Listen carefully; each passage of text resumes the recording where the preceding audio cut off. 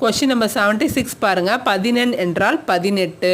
இனியவை 40 ஆசிரியர் பூதஞ்சேதனார். பூவையும் குயில்களும் பொலங்கை வண்டரும். இந்த அடியில் பூவை அப்படிங்கிறது நாகனவை பறவையை குறிக்கும். உத்தரகாண்டம் எழுதுனது ஒட்டக்கூத்தர். கொஷின் நம்பர் 80 பாருங்க.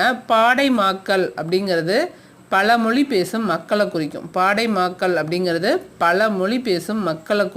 81 மணிமேகலை சீத்தலை சாத்தனார். சிலப்பதிகாரம் இளங்கோவடிகள். பெரிய புராணம் சேக்கிலார். திருவிளையாடல் புராணம் பரஞ்சோதி முனிவர். இந்த தடவை பொறுத்துக்க ரொம்ப ஈஸியாக கேட்டிருக்காங்க. முடிகளு வேந்தர் மூவர்க்கு உரியது சிலப்பதிகாரம். ஓங்கு தன்பனை சூழ் நீபவனத்தை நீத்து ஒருபோதேனும் அப்படிங்கிறதுல நீபவனம்ங்கிறது கடம்பவனத்தை குறிக்கும். 84 பாரதியார் பாட்டு குயில் பாட்டு. வாள் எங்கே நீண்டு எழுந்த வல்லுகிர் எங்கேங்கிறது கவி காளமேகத்தோட பாடல்.